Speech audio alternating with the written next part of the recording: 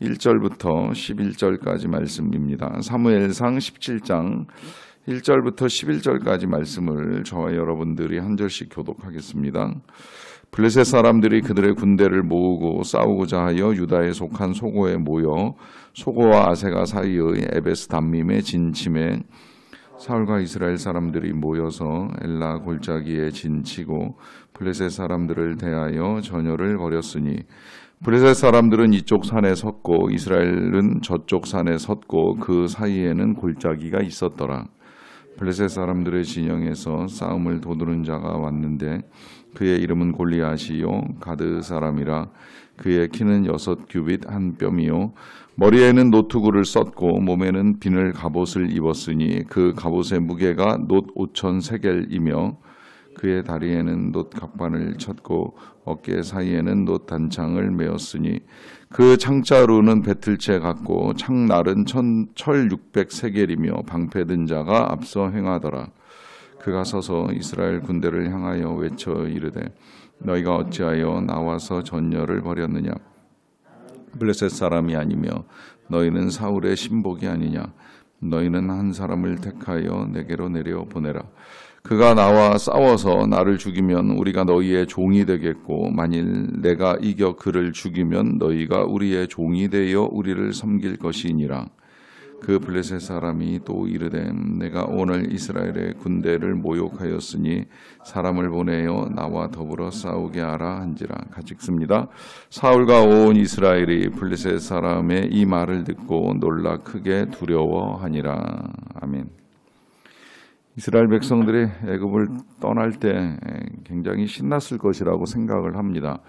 영화 10개에서도 보면 이스라엘 백성들이 애굽을 떠날 때 아주 행복하게 즐겁게 여러 가지 짐을 챙겨서 나귀와 양들을 앞세우고 떠나는 모습을 보게 됩니다. 행복한 시간이었겠지요. 그동안 자신들을 괴롭히던 애굽에는 10가지의 재앙이 내렸고 자신들은 자유를 얻었을 뿐만이 아니라 하나님의 말씀대로 필요한 것들을 얻어가지고 애굽 땅을 떠나게 되었기 때문입니다. 그런데 그렇게 이제 길을 떠났던 이 이스라엘 백성들이 그 기쁨이 머지않아 사라집니다. 사라지는 이유는 이제 그들 앞에 홍해가 놓여 있기 때문입니다. 생각지 못한 복병이 나타난 것입니다. 그게 바다일 줄은 생각지를 못했습니다. 그리고 그 거대한 바다와 파도 앞에서 그들은 이렇게 인생이 끝나는구나 하는 생각을 했을 수도 있습니다. 큰 두려움에 사로잡혔고 이제 그 두려움은 모세를 향한 원망으로 쏟아지기도 했습니다. 여러분, 이런 일이 꼭 그들에게만 일어나는 건 아니라는 걸 우리가 알고 있습니다. 우리도 살다 보면 뭔가 즐거운 일들에 대한 기대 또 아니면 실제 이 행복감에 빠져서 진행을 해 나가다가 이제 뜻하지 아니한 복병을 만날 때가 있지요. 그리고 그것이 생각보다 크게 우리의 마음에 두려움과 공포를 가져다 주기도 합니다. 너무나 크다 보니까 이 문제를 정말 하나님이 풀어주실까 도와주실까 하는 이제 의문이 들 만한 일들도 닥칠 때가 있습니다. 그리고 그러한 일들이 뭐 한 번, 두 번 정도라면 모르겠지만 이제 여러 가지로 반복되어 나타난다라고 하면 훨씬 힘이 듭니다. 이 고난이라고 하는 것이 그렇더라고요. 제 경험상으로는 경험될수록 뭔가 이렇게 몸이 단련되고 마음이 단련된다. 물론 그걸 이제 우리가 때로 회복 탄력성이 필요하다는 표현으로 이겨나간다고 이야기를 하지만 반복된다고 해서 우리가 내성이 강해지는 건 아니다 하는 생각이 들 때가 있습니다. 이제 그게 사실 트라우마가 되는 거잖아요. 경험했다고 해서 쉬운 것이 아니라 경험했기 때문에 더 두려움이 생기는 문제들도 있을 수가 있다라고 하는 거예요. 그러니까 똑같은 반복된 경험이라 할지라도 그것 때문에 오히려 강해지는 것이 아니라 그것이 사람들의 마음을 힘들게 할 수도 있다라고 하는 것인데요. 이러한 일이 지금 이제 이스라엘 백성들 앞에 나타났습니다. 그것은 블레셋이 또 침공을 해온 거예요. 몇 차례 이겼다고 해서 전쟁이 쉬운 사람이 어디 있겠습니까? 또 그 전쟁을 치름에 있어서 블레셋이라고 해서 뭐 이전같이 약한 병력을 가지고 나타나겠습니까? 훨씬 더 강한 군대와 군사를 이끌고 올 가능성이 큰데 이제 그 일이 지금 오늘 본문에서 벌어진 거예요. 근데 이것이 지금 이스라엘 백성들에게 있어서 훨씬 더 어려운 거는 이 블레셋을 이끄는 이제 장수 골리앗이 있다는 사실이죠. 뭐 많이 들어보셔서 아시겠지만 이 장수가 오늘 본문에서도 표현되기를 보통 사람이 아니에요. 지금 그의 키를 오늘날의 키로 환산을 하면 약 3m 가까이 되는 이제 키입니다.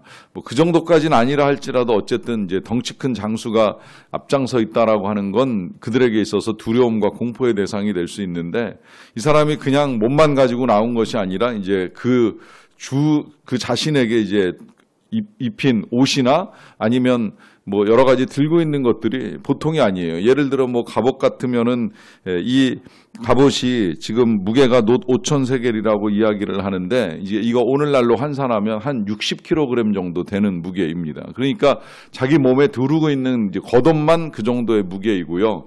뭐 그것뿐만이 아니라 놋 각반도 찼고 또 놋 단창도 메었고 놋 투구도 썼고 여기에다가 이제 배틀채 같은 창날을 가진 철 600세겔의 이 창을 들었는데 이 철 600세겔도 한 6, 7kg 되는 7kg 정도 되는 이제 무게 창인 거예요. 날만 그렇습니다.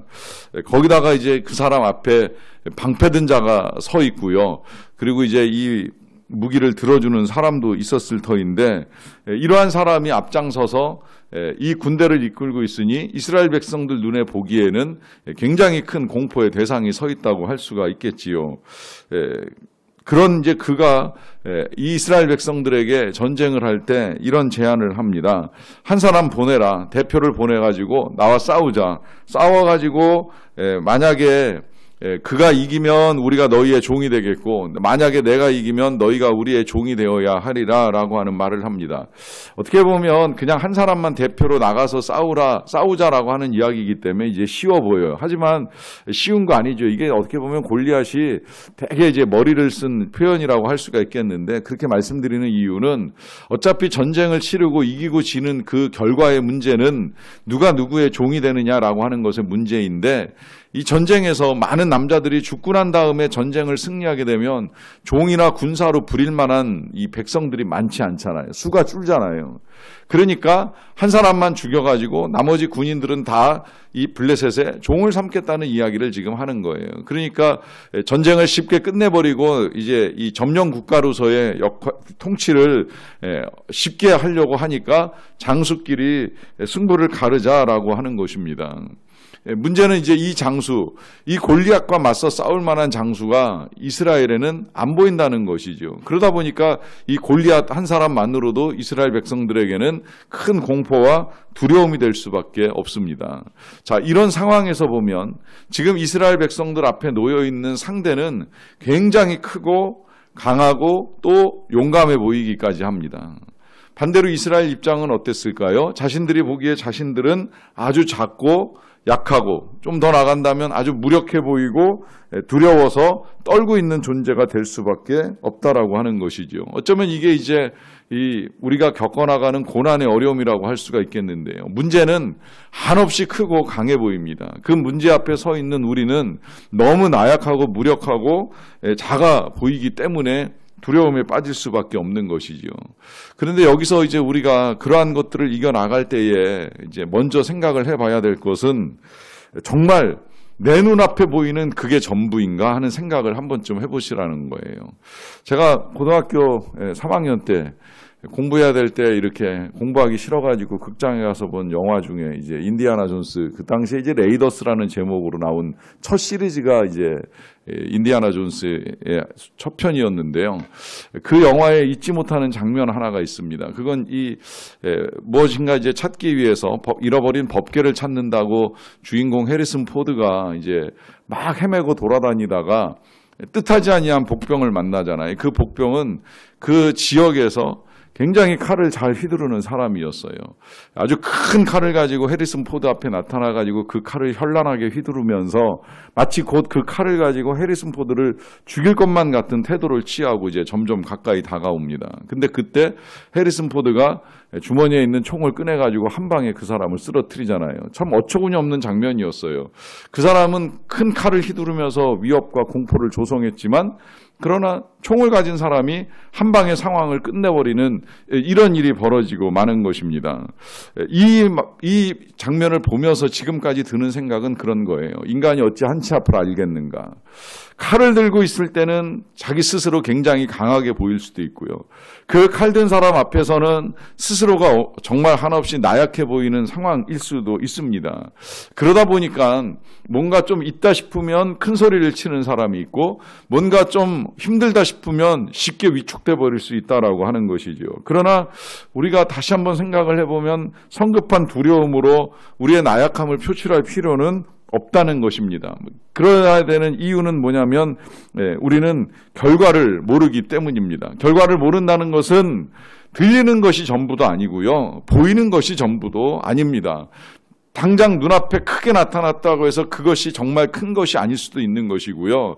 내가 약해 보인다고 할지라도 나 혼자는 약할지 모르겠지만 우리 눈에 보이지 아니하시는 주님은 얼마든지 강하기 때문입니다. 그러기 때문에 지금 현재 우리가 겪는 이 일로 말미암아 쉽게 미래를 판단을 해서는 안 된다는 말씀입니다.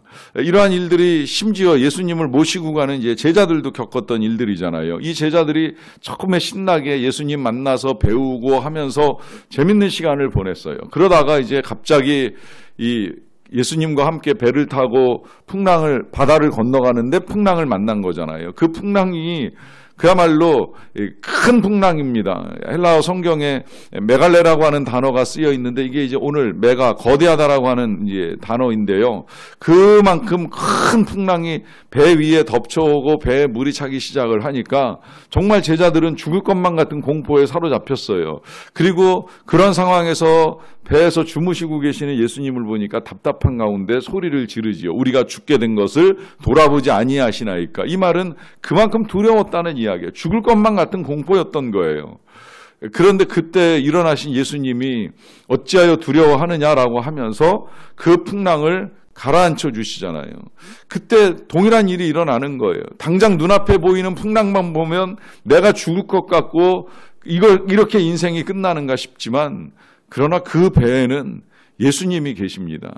그 배에 주님이 함께 계십니다. 그 배에 주님께서 함께하고 계시기 때문에 그 주님이 그 모든 문제를 풀어가고 계십니다. 그렇다면 제자들이 탄 배에만 우리 예수님이 계셨을까요? 아니지요. 우리 인생의 배에는 늘 주님이 함께하고 계십니다. 늘 예수님께서 우리와 함께 우리 인생의 항해를 하고 계십니다. 그러하기 때문에 우리에게 있어서 필요한 것은 그 주님과 함께 나아간다는 믿음만 가지면 되는 겁니다. 언제나 믿음은 승리를 불러옵니다. 언제나 믿음은 치료를 불러옵니다. 언제나 믿음은 하나님의 놀라운 일들을 이루어 주십니다. 그러하기 때문에 오늘도 그 어떤 일들 앞에서 두려워하지 마시고 믿음을 가지십시오. 이 전쟁, 이 풍랑 주님과 함께 이기고 주님께서 가라앉히시리라라고 하는 믿음을 가지고 나아갑시다. 그리하여서 참 승리를 맛보는 저와 여러분들의 삶이 되시기를 간절히 축원합니다. 기도하겠습니다. 사랑해 주님 감사합니다. 오늘도 우리를 사랑하셔서 주님의 은혜 가운데 주님의 전에 이르게 하시고 주님과 함께 또 말씀과 함께 하루를 시작하는 은혜를 진심으로 감사드리옵나이다. 하나님, 우리가 때때로 우리 앞에 일어나는 여러 가지 일들로 말미암아 두려움에 빠질 때가 있음을 고백합니다. 염려와 근심 앞에 놓일 때가 있음을 고백합니다. 아버지 하나님, 이러한 때에 우리가 눈에 보이는 것에만 매이지 않기를 원합니다. 우리의 귀에 들려오는 소리가 전부라고 생각하지 않기를 원합니다. 우리에게는 주님이 계십니다. 주님이 늘 함께 하십니다. 볼지어다 내가 세상 끝날까지 너희와 항상 함께 있으리라 말씀하여 주신 대로 오늘도 함께 하시기에 우리가 이렇게 하루를 시작합니다. 하오니 그 어떤 일들 앞에서도 우리가 두려워 떨기보다는 현상만 보고 염려하기보다는 우리 안에 주님이 계시다는 사실을 믿는 믿음을 가지고 이겨나가는 자들이 되게 하여 주시옵소서. 주님이 함께 하시기에 우리가 어디로 가든지 무엇을 하든지 늘 형통하리라 라고 약속하여 주신 대로 주님께서 이루어 주시는 형통의 은혜를 누리는 자들이 되게 하여 주시옵소서. 특별히 큰 병마와 싸우는 우리 청년 그리고 환우들과 함께하여 주시기를 원합니다. 이 질병 또한 이기게 하여 주실 줄로 믿사옵나니 그 믿음으로 주님과 함께 치유와 회복의 은총을 누리며 나아갈 수 있도록 도와주시옵소서. 그 밖에도 여러 가지 어려움 앞에 주님을 바라보는 믿음을 가진 주의 백성들마다 또 그 가족들마다 하나님 은혜를 베푸셔서 주의 은혜 가운데 이 모든 것들 잘 이겨내고 후일해 주시는 선한 결과들을 보고 누릴 수 있는 자들이 다 되게 하여 주시옵소서. 하나님, 우리 선교사님들의 삶이 그렇습니다. 많은 핍박이 있고 추위가 있고 시련이 있고 환란이 있습니다. 두려워하지 않게 하여 주시고 처음에 열정과 용기, 그 담대함과 믿음을 가지고 잘 이겨나가도록 은혜를 더하여 주시옵소서. 그로 인하여서 우리 주님께서 회복시켜 주시고 더하여 주시는 은혜를 충만하게 누릴 수 있도록 함께하여 주시옵소서. 아버지 하나님, 우리나라에 닥친 여러 가지 어려움들, 군사안보적으로 또 경제적으로 사회적으로 많은 곳에서 문제가 불거지고 있지만 이 모든 것들을 다스리고 통치하시는 분이 하나님이시기에 하나님께서 위정자들에게 지혜를 주시고 함께하심으로 말미암아 이 어려움 또한 주님과 함께 이겨나가는 나라와 민족 되게 하여 주시옵소서. 열방의 전쟁을 완전히 종식시켜 주시고 모든 사람들이 평화의 땅에서 평화를 누리며 살아갈 수 있는 은혜가 하나님께로부터 임하기를 간절히 원합니다. 예수님의 이름으로 기도하옵나이다. 아멘. 하늘에